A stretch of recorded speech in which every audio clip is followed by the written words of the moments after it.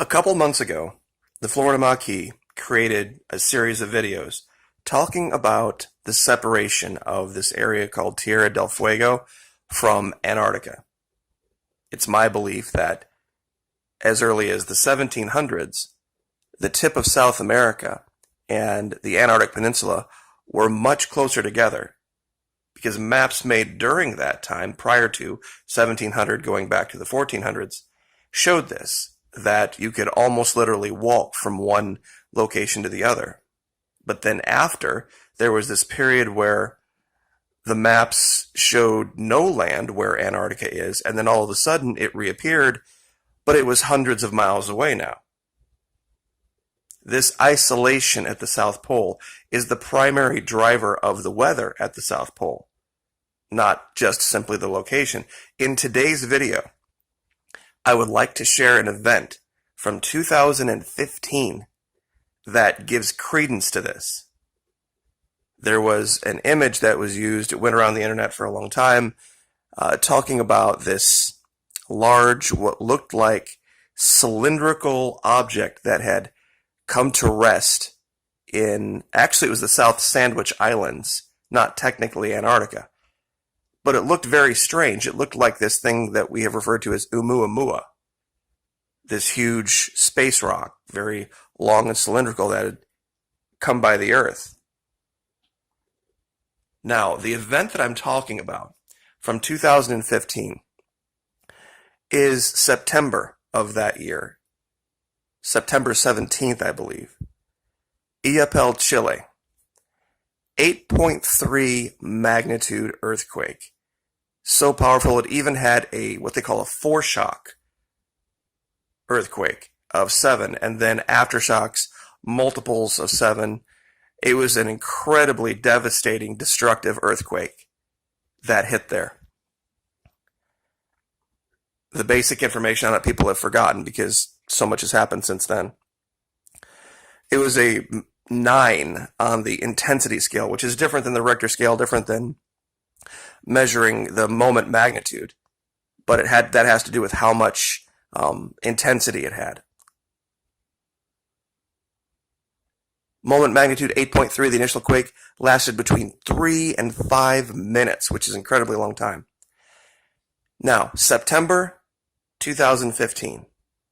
That's the date I need everyone to remember, because there's images that are present, in Antarctica that show there are some incredible changes the satellite sees in 2015, and 2 of those changes are almost identical. Now, the most popular image that people like to look at is this one. Other channels have covered it. You have this long cylindrical object here. You have this long path that leads up to this mountain, and somewhat more controversially, I had uncovered over here in the shadow. You would have to look at that video to see how I've enhanced the image, but there's a very large bird standing in this cave right here. We're not going to get distracted with that, though. This image is from October 23rd, 2015, meaning 1 month after that earthquake. Over here in the South Sandwich Islands, we see this, and it's very, very strange what this is. Its shape and how it just stayed all together intact. But what I'd like to do is show you something that I don't believe is a coincidence. Now, the asteroid Oumuamua is thousands of feet long. I think it's 1,100, something like that. We're going to measure this on the ground.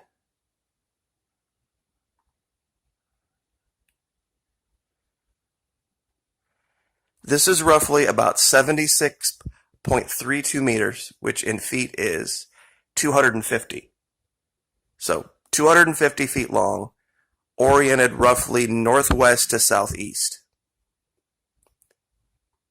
Now, in the exact same detail layer, which, when I say that, let me show you what I'm talking about. Using Google Earth Pro, you can look at the same region historically, images from that exact location going back decades. That's what makes it so interesting to watch the changes over the years, and you can see things and you can see patterns. This image was 10/23/2015.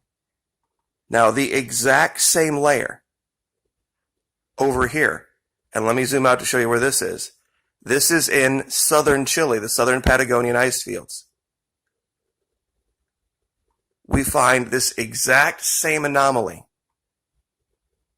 This is 1 month after that quake. Now, look at the shape of this thing. This one is covered with more snow, but it has virtually the same mechanical look to it in the sense that one end is pointed and the other end is higher. One end is pointed, the other end is higher, and check this out. Some are probably already saying, well, it's just two big pieces of rock that fell. Watch this.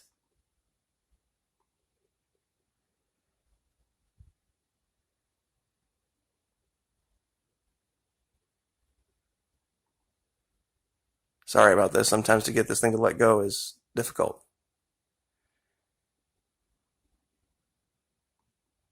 There we go. 250 feet long. 76 meters. Virtually identical in size, identical in width, behaving the exact same way, in the exact same layer. How can that possibly be a coincidence? And when you look at whatever this was, and its path, its track, and where it came from, it looks like this thing literally exploded out of the ice.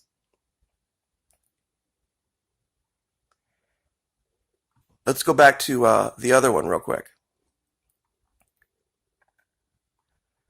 You can see that same dynamic here, where it looks like something literally punched straight up out of the earth.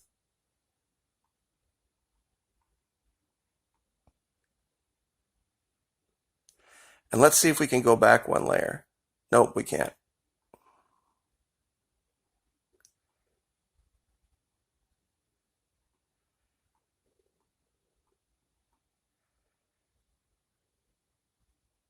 So this by itself, okay, maybe that's a strange coincidence, but let me show you something from entertainment.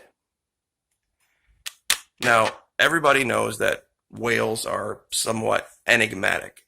They're mammals that live in the sea, but they're the largest on the planet. They do have one thing in common: Antarctica. They migrate there. There have been some very amazing images taken of this. But one of those treks takes it from Tonga along the coast of New Zealand down to this region.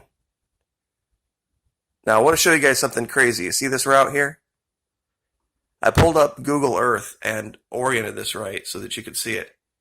Tell me this shape here doesn't look like the shape of a whale itself.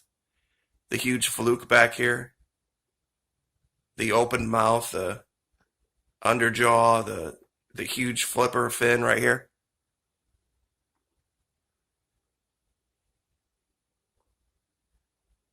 Very weird, and this is that route that takes it down there. Now, who remembers the corny, stupid, silly Star Trek movie where this giant Oumuamua looking type thing shows up and starts broadcasting whale songs at Earth, and of course they have to go travel back in time and retrieve two humpback whales, and it's very, very corny. What a lot of people don't know, though, is prior to that, there was a very little known Japanese animated series called Super Dimension Fortress Macross, 1982. And this was the image that they had created for their Zentradi Fleet Command battleship in 1982. Now, I remember 1982 quite well. And being just a child at that time, I saw lots of images of spaceships and battleships and all sorts of stuff. This one would have stood out in my memory. Now, given I wasn't probably into many Japanese animated series at that time, but this wasn't a popular representation of what a spaceship would look like in 1982. Everything was more oriented around the Star Wars standard look of very angular, very created, very machined. It kind of makes you wonder. It really kind of makes you wonder sometimes about how things get communicated, how things get placed into the public consciousness, and what might be known by some that they don't even know they know. So, very weird. I will, of course, as always, down in the description, give you those 2 locations with Google Earth Pro that you can find for yourself. And once again, to my mind, it's the greatest asset this channel has. The ability to not ask you to trust me. You don't have to. All you have to do is, and you need, of course, a laptop or a very basic computer, is download Google Earth Pro for yourself, take the coordinates that I provide in the description, place them in there, and it'll take you right to it, and you can look at it for yourself on your own device. And you can click back through the layers and look at all of the different things that are shown. But this is a great example right here. See how you don't see it in the modern imagery? And how you have to go back to the 2015 image? This is what makes this particular tool so intriguing to use for research. Because anybody can fake one image at one time. But to fake multiple images over a long period of time is far more difficult. And I truly believe, I know a lot of people say, well, they're not really letting you see. I really don't think a lot of them know what is truly in those images. Because it takes hours of dedicated research to look at this stuff and find it in all the layers. I'm sure there's a few images that have made them scratch their heads. But unless there's money in it for somebody, very, very unlikely that they have people dedicated sitting there 24 hours a day, or even any amount of hours a day, attempting to find random anomalies like this. So, anyway, I will leave it there. Like, share, subscribe. Thank you so much. Appreciate it. We'll see you next time.